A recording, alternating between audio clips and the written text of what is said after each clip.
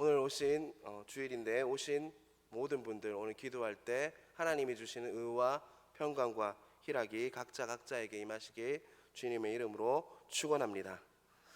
시편 110편은 아주 유명한 이렇게 시입니다.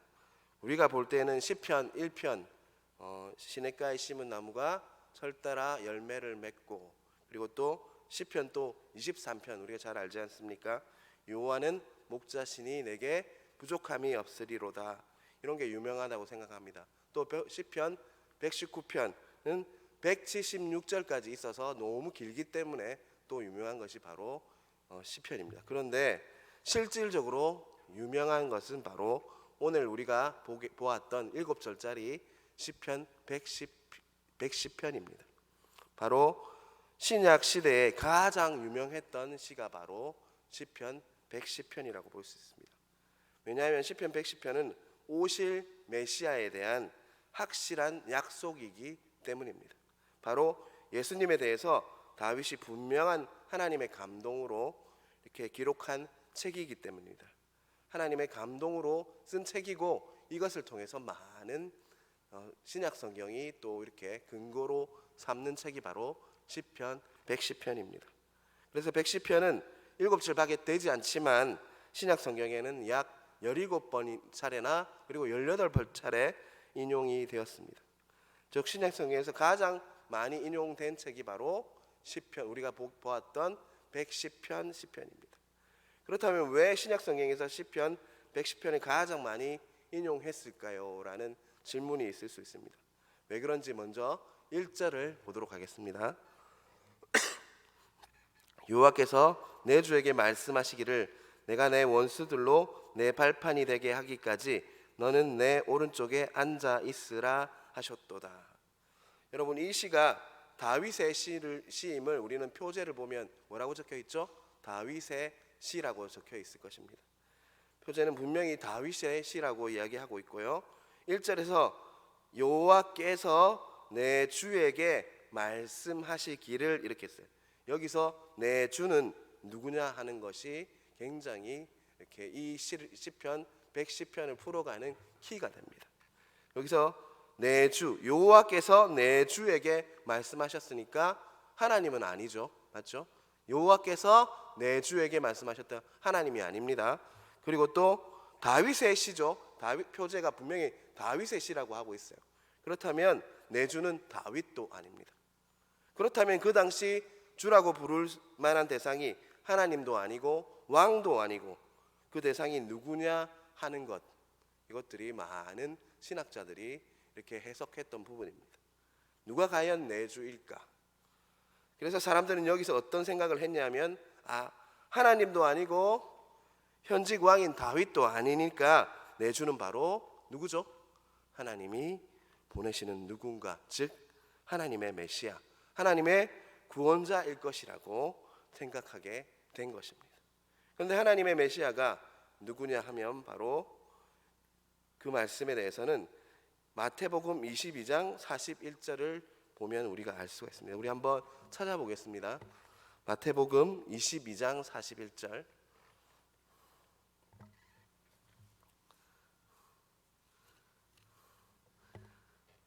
마태복음 22장 41절을 보겠습니다.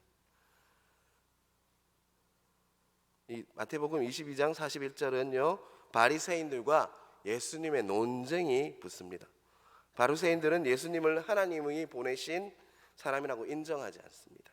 어쩌다가 여기에 온 랍비 정도라고 여깁니다. 그래서 그들은 예수님이 어떤 분이신지를 알지 못합니다.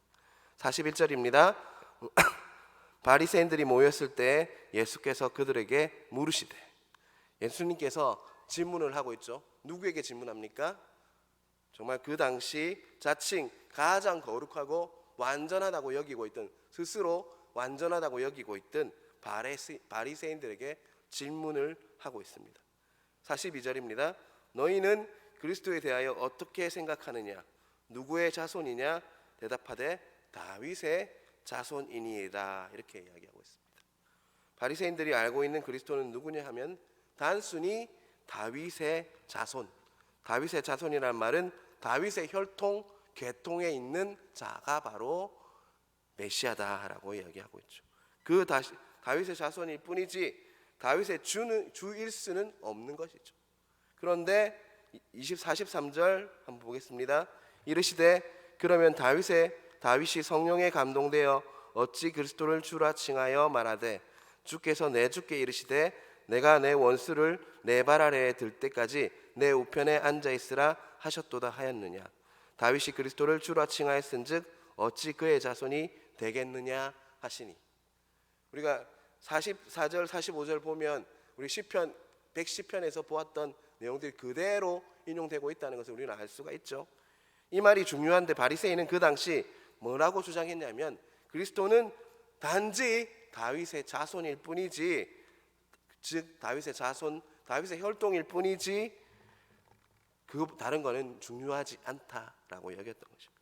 예수님은 그리스도가 단순한 다윗의 자손이 아니라 뭐라고 하고 있죠? 다윗은 주다라고 분명히 말씀하고 있습니다.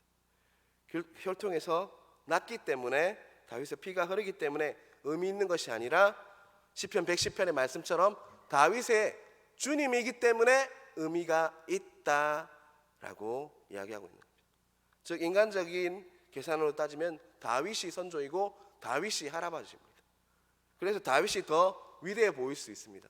하지만 하나님 나라에서는 순서가 중요한 것이 아니라 다윗이 성령의 감동 가운데 예수님을 주님으로 고백했기 때문에 정말 그게 더 중요하다라고 본문은 이야기하고 있는 것입니다. 예수님이 주님이기에 다윗에게 훨씬 더 고귀하고 존귀한 대상이 되었다라고 이야기할 수 있습니다. 조금은 어려운 부분이기도 한데 시편 110편의 키가 되는 말씀입니다. 그 당시에 바리새인들은 유대인들이 가장 다윗을 사랑했습니다. 바리새인과 유대인들은 다윗을 가장 사랑했습니다. 다윗만한 존경할 만한 위인이 없다라고 그들은 여겼습니다. 그러니까 그리스도가 다윗이 후손이 되면 자기와 별반 다를 바가 없다. 너나 나나 별 다를 바가 없다라고 여길 수 있습니다. 그런데 예수님은 그리스도의 다윗의 자신일 뿐만 아니라 뭐라고 했죠? 다윗이 뭐라고요? 주님이다 라고 분명히 마태복음 22장을 통해서 말씀하고 있습니다. 그래서 오늘 본문은 보면 다윗이 그리스도를 주님이라고 고백하고 있다는 것을 우리는 이렇게 계속적으로 생각해야 합니다. 이것은 단순한 다윗의 자손이 아니라 다윗이 바로 주님이고 바로 어떻다는 거죠? 다윗의 주님 하나님이다 라고 이야기하고 있는 것입니다. 다윗의 주님이라고 고백했기 때문에 이 시편 110편은 의미가 있다라는 것을 우리는 잊지 말아야 할 것입니다. 그래서 46절 한번 보겠습니다. 한 마리도 능히 대답하는 자가 없고 그날부터 감히 그에게 묻는 자도 없더라. 이제 어떻게 된 거죠? 바로 말씀을 통해서 예수님의 하나님 되심을 예수님께서는 선포하셨고 그 증명한 본문이 바로 110편이 된다는 것을 우리는 깨달아야 할 것입니다. 우리가 예수님에 대해 이야기할 때 마태복음 1장 1절에서는 이렇게 이야기하고 있습니다. 아브라함과 다윗의 자손 예수 그리스도의 계보라. 아브라함의 자손 바로 족장의 대를 잇고 또 다윗의 자손 왕조의 대를 잇는 부분을 굉장히 중요하게 여기고 있습니다. 유대인들은 더 그것을 중요하게 여기고 있습니다. 그런데 그것만이 아니라 더 중요한 것은 바로 아브라함이 주라고 고백했던 자, 그리고 또 다윗이 주라고 고백했던 그 분이 바로 누구라는 거죠? 예수님이다 라는 것을 우리는 이 말씀을 통해서 깨달아야 할 것입니다. 시간 관계가 중요한 것이 아니라 그들이 시간을 초월해서 주님이라고 부를 대상이 바로 누구란 말이죠? 바로 예수님이다 라는 것을 우리는 깨달아야 할 것입니다. 그래서 요한복음은 뭐라고 정언하고 있냐면 요한복음 1장 1절입니다. 제가 읽겠습니다. 태초에 말씀이 계시니라. 이 말씀이 하나님과 함께 계셨으니 이 말씀은 곧 하나님이시니라. 태초에 말씀이 있었는데 그 말씀이 누구라는 것이죠? 바로 예수님이시다 라고 이야기하고 있습니다. 이 예수님이 하나님과 함께 계셨고 언제부터요? 태초부터. 그래서 예수님은 어쩌다가 팔레스타인 지역에 태어난 우리와 다를 바 없는 랍비 정도가 아니라 바로 하나님의 아들이다, 주님이시다 라고 말씀하고 계신 것입니다. 그분은 태초부터 하나님과 함께 하신, 다윗이 주님이라고 부르는 그분이 바로 우리의 구주 예수님 되신다라는 것을 우리는 잊지 말아야 할 것입니다. 2절과 3절을 보겠습니다.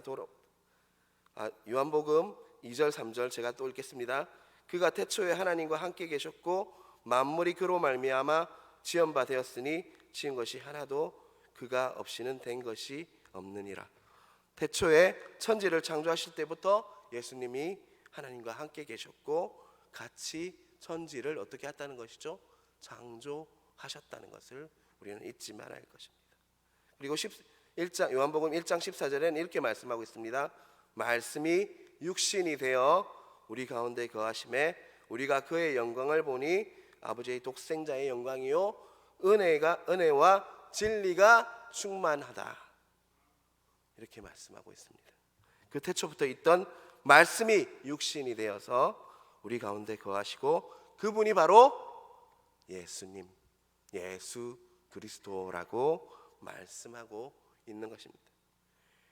이렇게 보통 사람과는 전혀 다른 단순한 다윗의 자손이 아니라 다윗이 주로 고백했던 바로 그분, 천지를 창조하실 때 하나님과 함께 하시고 또 말씀으로 오셔서 우리 육신으로 오셔서 우리와 함께 하시는 그분이 바로 예수님이시다, 바로 이야기하고 계시고, 그래서 시편 110편은 아주 중요한 단서가 된다는 것을 우리는 잊지 말아야 할 것입니다.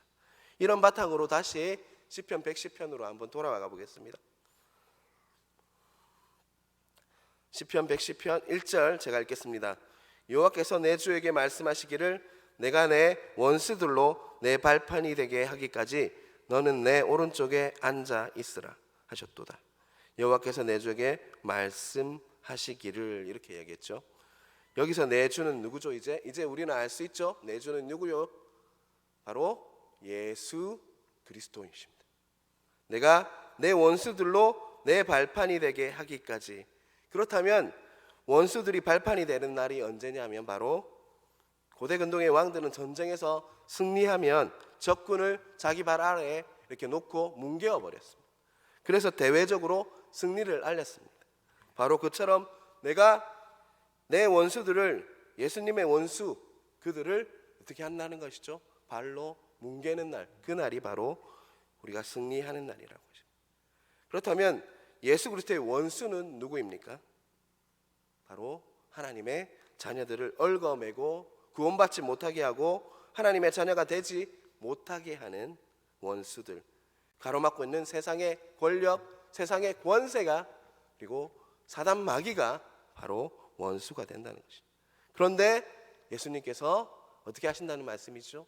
그것을 발로 뭉개어버리고 최후 승리를 가지게 될 것이다. 그 승리를 선포하는 그날까지 예수님은 어떻게 한다고요? 하나님 우편에 앉아 계실 것이다.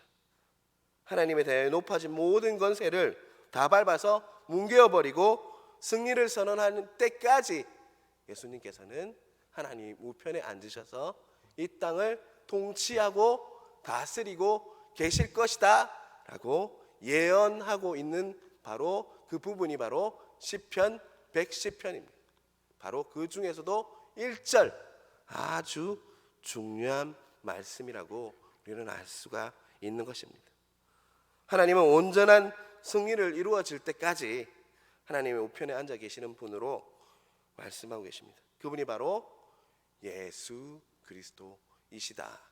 시편 110편 1편을 통해서 우리에게 말씀하고 계신 것입니다. 이런 확실한 예언이 포함되어 있기 때문에 시편 110편 1편은 신약성경에서 17번에서 18번 인용되어서 사용되었다는 것을 우리는 잊지 말아야 할 것입니다. 예수님이 우리에게 오신 확실한 구세주다라고 시편 110편 1편은 우리에게 다시금 말해주고 있습니다. 그래서 시편 110편이 신에게서 가장 많이 인용된 시가 되었고, 오늘도 하나님은 110편을 1편을 통해서 1절을 통해서 이렇게 말씀하고 있습니다. 그분은 예수님이 누구냐? 예수님이 누구냐? 주님이 누구냐? 너희들은 그것을 알아야 한다라고 말씀하고 있는 것입니다.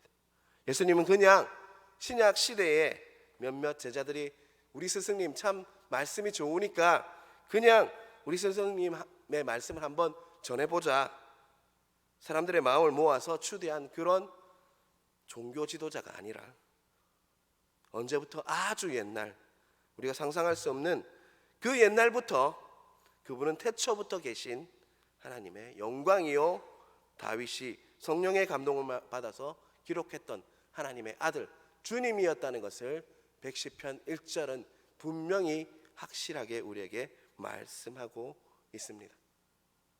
이 설명을 이렇게 듣고 나서 이 110편 1절을 다시 보면 이 말씀이 다시 보이게 되는 것입니다. 여호와께서 내 주에게 말씀하시기를 내가 내 원수들로 내 발판이 되게 하기까지 너는 내 오른쪽에 앉아 있으라 하셨도다. 여호와께서 예수님께 분명히 이렇게 말씀하셨습니다.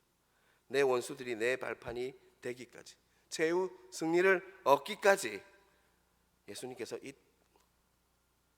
얻기까지 너는 내 우편에 있을 것이다 라고 이야기하고 있습니다. 예수님께서 이 땅에 오셨습니다. 예수님께서 천국 복음을 전파하셨습니다. 그리고 가르치시고 병자들을, 그리고 안전뱅이를 일으키시고 많은 귀신들을 내쫓는 사역을 했습니다. 그러나 세상은 예수님을 몰라봤습니다. 그래서 예수님을 어떻게 했죠? 예수님을 십자가에 못 박았습니다. 그러나 예수님께서 십자가에 죽으시고 부활하심으로 말미암아 죄의 권세를 꺾으시고 승리를 보여주셨습니다. 하지만 그 승리는 예수님께서 다시 오실 그날에 재림하실 때 완전히 성취가 되고 완성이 된다라고 분명히 이야기하고 있습니다. 그 온전한 승리가 완성할 그날까지 너는 내 오른쪽에 앉아 있어라 라고 하나님께서는 예수님께 말씀하시고 계신 것입니다.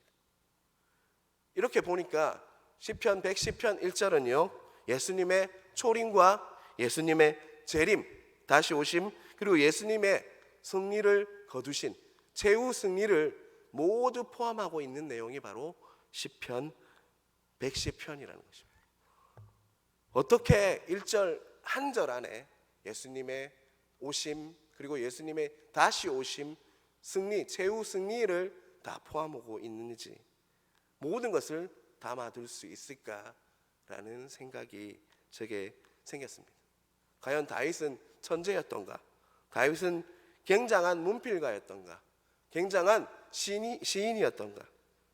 그렇지만 그러기 이전에 다윗은 하나님의 감동으로 성경을 기록한 하나님의 사람이었다는 것을 우리는 잊지 말아야 할 것입니다. 그래서 저는 다윗이 참 부럽습니다. 크고 응답한다고 하셨지 않습니까? 크고 은밀한 것들을 다윗에게 가르쳐 주신 것이죠. 그런데 우리가 부러워할 것만 아니라 우리가 성령의 감동을 받으면 우리도 깨달을 수 있다는 것을 우리는 잊지 말아야 할 것입니다. 우리도 평소에 살아가면서 예수님이 나의 구주다라는 것을 깨닫고 살고 있죠? 살고 있으시죠? 그런데요, 깨닫고 살고 있는데 나하고 무슨 상관이냐라는 삶을 살고 있지는 않습니까? 예수님이 나의 구주인 것과 오늘 내가 먹고 살기 힘든 것과 무슨 상관이 있냐? 또 예수님이 내 구주인 것과 오늘 내 자녀가 말을 안 듣는 것과 무슨 상관이 있느냐? 예수님이 내 구주인 것과 오늘 내 옆에 사람이 나를 힘들게 하는 것과 무슨 상관이 있느냐? 우리는 그렇게 살아가는 경우가 많다는 것입니다.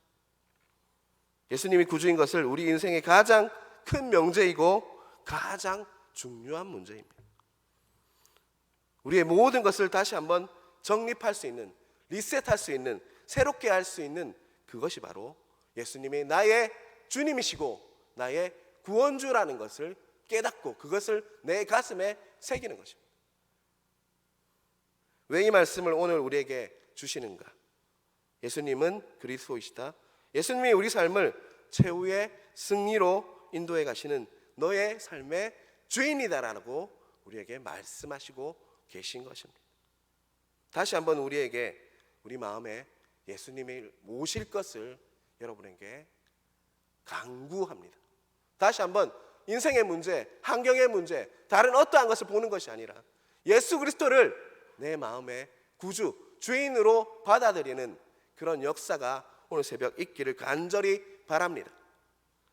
다시 한번 우리 인생의 방향을, 우리 인생의 근간을 다시 한번 형성하길 간절히 바랍니다. 오늘 하루에 일이 되고 안 되고, 또 오늘 하루에 자식이 말을 듣고 안 듣고, 그게 문제가 아니라 내가 믿는 분이 누구신가? 나를 인도하는 분이 누구신가? 내 삶을 최후 승리로 이끄시고 보호하고 동행하시는 분이 누구신지를 아는 것이 더 중요한 것입니다. 그분이 누구시죠? 바로 예수님, 예수 그리스도 되신다는 것을 우리는 잊지 말아야 할 것입니다. 모든 이 세상의 최후 승리를 가져오실 하나님의 아들이시자 날 구원하신 독생자 예수님이라는 것을 우리는 잊지 말고 내 마음속에 다시 한번 예수님이 일하고 계신지, 예수님이 계신지 확인하고 나아가는 우리들 되었으면 좋겠습니다. 그러니까 내 삶을 조금 잘되게 하시는 분이 아니라 예수님은 내 삶을 완전히 바꾸어 주실 은혜와 진리가 충만하신 독생자의 영광을 바로 가지신 분이 바로 예수님이다 라는 것을 우리는 잊지 말아야 할 것입니다. 태초부터 계셨던 진리의 말씀이신 예수님께서 나의 주님이시고 오늘 나를 구원하신다는 것입니다. 오늘 나의 모든 문제와 하나님 아닌 우리에게 높아진 모든 것은 예수님의 발 앞에 깔릴 것이라고 분명히 시편 1편을 통해서 말씀하고 계신 것입니다. 우리가 예수님을 인도대로 예수님을 따라가고 예수님을 내 마음의 구주로 여기고 내 삶을 환경과 상황과 모든 것을 내버려 두고 예수님을 내 마음에 모시고 온전한 주인으로 모시고 나아갈 때 최후 승리는 우리의 것임을 잊지 말아야 할 것입니다. 왜냐하면 말씀 시편 1편은 110편 1편은 1절은 분명히 승리할 때까지 하나님 우편에 다스리시다가 오셔서 승리를 너희에게 줄 것이다. 그분이 바로 주님이시다 라고 우리에게 분명히 말씀하고 있기 때문입니다. 오늘 주일입니다. 정말 예배할 때 다시 한번 예수님께서 내 마음에 오셔서 온전한 주인이 되시고 내 삶을 다스려 주시고 통치하여 주셔서 내가 사는 것이 아니라 주님께서 인도하시는 대로 나아가는 각자 되시길 주님의 이름으로 축원합니다. 기도하겠습니다.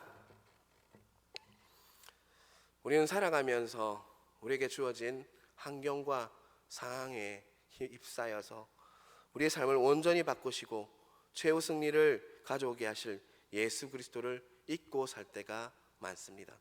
오늘 시편 110편 1절 짧은 절이지만 예수님의 구속사역, 예수님께서 오시고 우리를 대신해서 십자가에 돌아가시고 또 부활 승천하셔서 하나님 우편에 앉으셔서 또 다시 오셔서 최후 승리를 주실 것이라는 그 말씀을 통해서 다시 그 복음을 통해서 우리가 새로워지길 원합니다.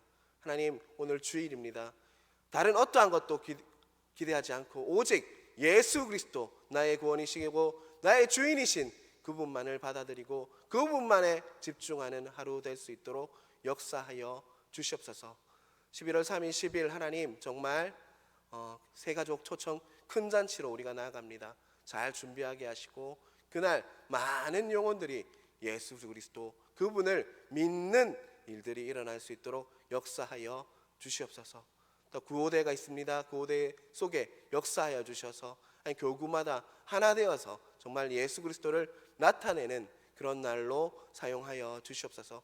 오늘 오신 모든 분들 하나님 아버지 간구하는 기도 제목이 있습니다. 하나님 응답하여 주시고 크고 은밀한 것들을 가르쳐 주셔서 하나님 오늘 새벽을 통해서 새롭게 하나님은 정말 내 삶이 새로워지는 역사, 정말 모든 것들이 거룩해지는 역사가 각자에게 주어질 수 있도록 일하여 주시옵소서. 이 모든 말씀 살아계신 예수님 이름으로 기도드리옵나이다. 하늘에 계신 우리 아버지, 아버지의 이름을 거룩하게 하시며 아버지의 나라가 오게 하시며 아버지의 뜻이 하늘에서 같이 땅에서도 이루어지게 하소서. 오늘 우리에게 일용할 양식을 주시고 우리가 우리에게 잘못한 사람을 용서하여 준 것 같이 우리 죄를 용서하여 주시고 우리를 시험에 빠지지 않게 하시고 악에서 구하옵소서. 나라와 권능과 영광이 영원히 아버지의 것입니다. 아멘.